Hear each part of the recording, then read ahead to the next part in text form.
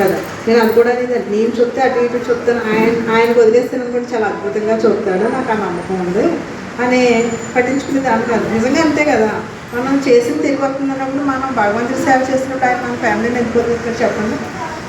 అలాగే నేను అన్నాను కదా, నేను ఒక క్లాస్లో ఒకసారి ఈయన డాక్టర్ ప్రతాప్ కుమార్ గారు ఐడియా ఉన్నాడు, ఆయన క్లాస్ ఉన్నా, ఆయన క్లాస్లో నేను చెప్పాను అది ఏమనంటే వాళ్ళ అమ్మాయికి పెళ్ళికి ముందు నాకు ఎలాంటి అల్లుడు కావాలంటే ఒక లిస్ట్ రాసుకున్నారంట ఆయన. రాసుకుని ఇలా పిరమిడ్లో పెట్టాను, నేను ఎలా అయితే కోరుకున్నానో అలాంటి అబ్బాయి వచ్చాడు అంటారు. నిజమే కదా, చెప్పారు కదా, మనం కూడా ట్రై చేద్దాం. అలాగే నేను కూడా ఒక లెటర్ రాసుకుని ఇలాగ నేను ఏంటంటే మా పిల్లలు కూడా చెప్తున్నాను కదా, మా దగ్గర ఉన్నసేపు ఒకలా ఉంటారు, ఫ్రెండ్స్తో వెళ్ళేసరికి మారిపోతారు.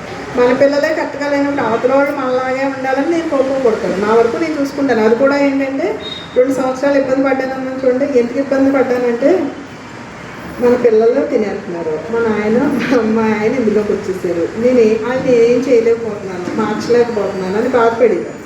తర్వాత ఏమనిపించిందంటే నా లోపల ఈ బంధం గురించి తెలిసిందన్నాను కదా, నేను వచ్చింది ఈ భూమి మీద నేను నా కర్మను దగ్నం చేసుకుని నేను గ్రేట్గా తయారయ్యి వెళ్తాను కదా, వాళ్ళతో నాకు సంబంధం ఏంటి, ఈ జన్మలో వీళ్ళు నాకు నేర్పడానికి వచ్చారు అంతే కదా. పిల్లలైనా అంతే, మొగుడైనా అంతే, వాళ్ళు ఏది చేసుకుంటే వాళ్ళది, వీళ్ళు ఏది చేసుకుంటే వీళ్ళు చెప్పడం నా ధర్మం.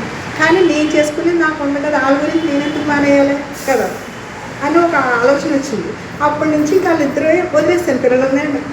ఆయన ఇష్టం, ఆయన ఎప్పుడు నేర్చుకుంటారో ఎప్పుడు వదిలేసుకుంటారో ఆయన డిసైడ్, నాది కాదు కదా అది. నేను మానేయమంటాను, నేను ఎవరిని ఇప్పుడు నేను ధ్యానం కోసం మానేమంటే నేను మానేస్తాను చెప్పండి, అంతే కదా. నాకేదో ఫ్రీడమ్ ఇచ్చారు, నేను చేసుకోమన్నారు. అంతవరకు భగవంతుడు చెప్పాడు కదా కృష్ణుడు భగవద్గీతలో, నువ్వు మంచి జన్మ ఏంటంటే ఎప్పుడైతే సాధన చేస్తారో నీకు అనుకూలించే దాంట్లో కొడతావు అన్నాడు. అది చాలు నాకు. ఇంక వాళ్ళు ఏ పడితే నాకు ఎందుకు వచ్చింది కావాలా, ఇప్పుడు ఆయన కర్మ నాకు రాదు, నా కర్మ ఆయనకి రాదు కదా, అంతేనా. అది తెలియక వాళ్ళు ఇప్పుడు మా ఆయన అదే అంటారు, మీరు తింగరాయన అంతే కదా, వాల్మీకి కథ విన్నాను మీరు వింటా లేదా, అది తీసుకోవట్లేదు, మీరు ఏదో మా పిల్లల్ని నా పిల్లల్ని ఉద్ధరించేసి బ్యాండ్లు కట్టేస్తున్నాను అనుకుంటున్నారు తప్ప కర్మంతా మీకు మేము ఏం తీసుకోం కదా. అంత మీరు చనిపోయాక అప్పుడు తెలుస్తుంది, అయ్యో నేను ఎంత తప్పు చేసి నీ కోసం ఇంత అలా చూసి నీ చెప్తే ఎలా ఉన్నారు అనుకుంటారు అంతే కదా అని అన్న. వాళ్ళకి అది ఆ టైం రావాలి కదా. సరే నేను ఇంక అప్పటి నుంచి ఆయన విషయంలో నేను నెగిటివ్గా ఆలోచించడం మానేశాను. ఆయన వేరే ఆయన అలానే ఏమో నాకు తెలిసింది, ఎవరి దగ్గర తక్కువగా కూడా చూడండి. ఇప్పుడు కొంతమంది మన మాస్టర్లే అంటారు, మీరు చెరువులు చేస్తున్నారండి చేయకూడదండి అంటారు. చెప్తున్నాను కదా, చేయకూడదు. అలానే అందరూ కరెక్ట్ ధ్యానం చేసిన అందరూ సత్యహరిచంద్రులాగా నిర్దీన చేతితో చేసేస్తున్నారో చేయట్లేదు, అది తప్పే. నేనేమి ఎంకరేజ్ చేయను, ఆయన చేసుకుంటారు, ఆయన తెలియదు. మరి అదే చెరువుల వల్ల డబ్బులు సంపాదించాలి, మీరు వచ్చి మా డబ్బులు అడగకూడదు కదా, మా ఇంటికి వచ్చి డబ్బులు ఎందుకు అడుగుతున్నారు అవునా కాదు. మరి ఇప్పుడు డొనేషన్లకు వస్తారు కదండి, మరి అది అధర్మం డబ్బుని తీసుకోకూడదు కదా. అలా నాకు తెలిసింది. అంతేనండి, ఆయన ఎప్పుడో మాట్లాడతారు, నన్ను అంటే మానేశారు ఆ మాటలు అన్నమాట. అప్పుడు నా దగ్గర ఆ మాటలు రానప్పుడు నా ఎనర్జీ పెరుగుతుంది కదా, ఆయన ద్వారా నన్ను డౌన్ చేయకూడదు కదా. ఏమో అలా తెలియకుండా వచ్చింది. కానీ ఇప్పుడు ఎప్పుడు ఆయన ఏం పడతారో నాకు అనవసరం, నా దగ్గర ఎవరో ఆ టాపిక్ తయారు అంతే కదా. అలా ఏంటంటే నాది నేను పైకి నేర్చుకుంటే ఎదరికెళ్తాను. వెళ్ళినప్పుడు ఈ పిరమిడ్ వచ్చిందన్నాను కదా, అప్పుడు దాకా ఊళ్ళో భయంగా ఉండేదాన్ని. ఇంకా అన్నీ డేరింగ్ అండ్ డాషింగ్ అన్నట్టు ఎవరి గురించో మనం బతకట్లేదు, మన కోసం మనం బతుకుతాం. మనం తప్పు చేస్తే భయపడాలి కదా. మనం సత్యంగా జీవించినప్పుడు అనుకున్న వాళ్ళకి కర్మ అంతే కదా. ఇప్పుడు నేనంటే ఇష్టం లేకపోతే 90 అంటారు. ఇప్పుడు దేవుడే ఇష్టం లేనప్పుడు నేను అందరికీ ఇష్టం కలగాలంటే ఎలా కుదురుతుంది చెప్పండి అని ఒక మాట అనుకుని, సరే నేను ఏదైతే గురువు గారు ఏదైతే చెప్తారో అది చేసుకోవాలి. నేను వాళ్ళు ఏమనుకుంటారు వీళ్ళు ఏమనుకుంటారంటే మనం అసలు బయటికి రాలేము, మన కోసం మనం చేయించాలి. మనకి ఏదైనా కష్టం వస్తే వీళ్ళందరూ వస్తారు చేస్తారు అంతే కదా. అలాగే ఇంకా అప్పటి నుంచి ధైర్యం పెరిగింది కదా, అప్పుడు అవకాశాలు నాకు వచ్చినాయి. నేను అప్పుడు అనుకున్నాను, నేను భూమికి ఉపయోగపడాలనుకుంటున్నాను, నేచర్కి నాకు ఏదైనా అవకాశం ఇస్తే నేను సద్వినియోగం చేసుకుంటాను అనుకునేసరికి వరుసైతే అందరూ క్లాసులకు పిలవడం, మొత్తం అటు సైడ్ ఎప్పుడు వెళ్ళాలి, తణుకు చుట్టుపక్కల అందరికీ క్లాసులు చెప్పాను తప్ప మా వైపుకి ఎప్పుడు వెళ్ళాలి. అటు పెరవల కాడి నుంచి ఇటు చెక్కాలని ఆ ఊళ్ళో ఏమీ తెలియదు నాకు. నేను అనేవారు నీకు తెలుసా అనేవారు, తెలియడానికి కాదండి పిరమిడ్ మాస్టర్ అని నోట్లో మీరే అనేవారు. ఇదివరకు నాకు తెలియనప్పుడు నాకు తెలియదని నోట్లో అనుకుంటే దేశం తెలియచ్చు అనేవారు. మీరే చెప్పారు కదా నాలుగు వచ్చి నీళ్ళు వెళ్ళగలను అని అప్పుడు ధ్యాన ప్రచారం చేయడానికి వచ్చింది. నెక్స్ట్ ఏంటంటే పిరమిడ్ వచ్చింది 4వ ఆదివారం. ఇది వరకు ఎప్పుడు 4వ ఆదివారమే క్లాసులు చెప్పేవాళ్ళం. అలాగే ఇక్కడ కూడా 4వ ఆదివారం పెడదాం పిరమిడ్ అని పిరమిడ్ వచ్చింది. డిసెంబర్లో పత్రి సార్ వస్తానన్నారు మర్చిపోయి. మా తణుకులో ఉన్నప్పుడు వెళ్తే ఇలా పిరమిడ్ కడుతున్నాం సార్, మీరు వచ్చి ఓపెనింగ్ చేయాలన్నారు. సరేనమ్మా అన్నారు. సరే ఆయనే వచ్చి ఓపెనింగ్ చేయాలని అప్పుడు సరిగ్గా సార్కి హెల్త్ బాగోకపోవటం రమ్మని సరికి తర్వాత వస్తానంటే లేట్ చేసాం. లేట్ అయ్యాక ఆయన బాడీ వెకేట్ చేశారు కదా, మళ్ళీ అక్కడ డౌటే నాకు అదేంటి ఏదో పెద్ద. నేను మళ్ళీ తర్వాత అనిపించింది నేను ఏదో పెద్ద ఆయన నా కోసం ఏదో ఈ పిరమిడ్ ఓపెనింగ్ కోసం ఆగిపోవాలా మీద అని.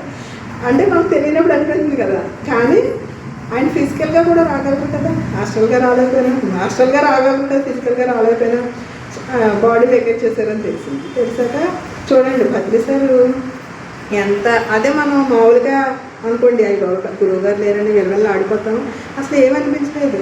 పత్రి సార్ ఇప్పుడు నేను అన్నాను కదా చనిపోతుందని అనుకున్నారు, ఆ క్షణమే నాకు అసలు చావు గురించి మొత్తం భయం పోయింది. నేను అదే అంటాను, నిజమే కదా, ఇప్పుడు మనం ఎంతవరకు ఉంటామో భూమి మీద అంతవరకునే ఉంటాం, ఒక నిమిషం ఉండం కదా. ఈ లోపం మనం ఎంత చేయాలో అంతా చేయాలి కదా.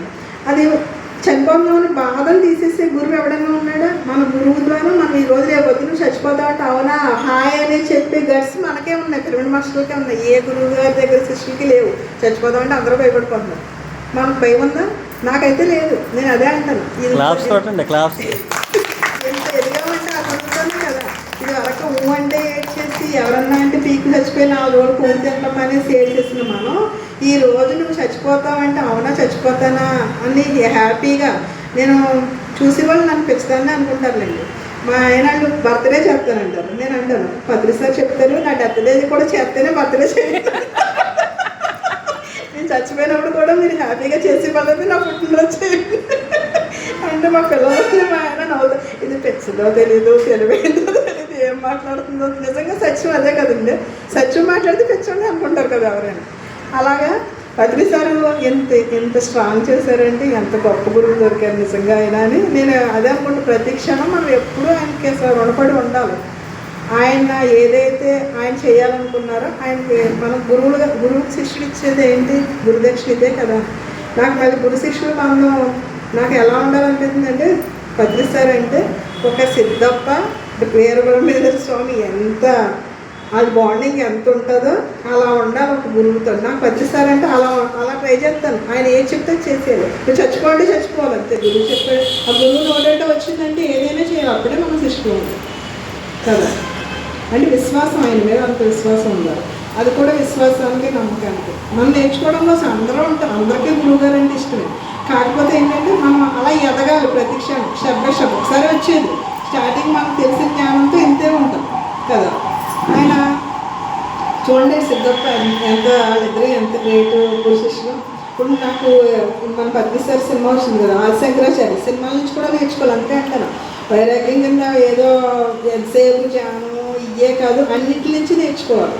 ఇప్పుడు పత్రి సార్ అడవులకు తీసుకెళ్ళి చూడండి నేచర్ని ఎంజాయ్ చేయమని. ఇప్పుడు మనం నేర్చుకుని వస్తున్నాము ఇళ్ళలో ఏసీ గదిలో వేసి కూర్చుంటాం. ఇది వరకు పూర్వం చూడండి అదే అంటారు, అందుకే అంత స్ట్రాంగ్గా ఉన్నారు, అంత స్పిరిచువల్గా కూడా ఉండేవారు. పూర్వం మన పెద్దోళ్ళు చూడండి వాళ్ళ దగ్గర డబ్బులు లేకపోయినా ఏది ఉంటే అది పెట్టేవారు. గుణాలు కూడా అలాగే ఉండే వాళ్ళకి. అన్నం పెట్టేవారు, ఎవరు వచ్చినా సందడి వచ్చేసరికి లేదని పదం ఎవరింట్లో లేదు. అప్పట్లో లేదని పదమే లేదు కాబట్టి వాళ్ళు హ్యాపీగా ఉన్నారు. మనకి ఉన్నా లేదంటాం కదా, ఎవరికైనా ఇవ్వాలని ఉంటుందో. ఇప్పుడు ఇది కూడా ఇప్పుడు ఇల్లు కూడా వస్తారండి పిఎంసీ వాళ్ళు. ఇప్పుడు మనకు ఉన్న దాంట్లో మనం ఏం మనం ఎన్ని ఇచ్చేయక్కర్లేదు.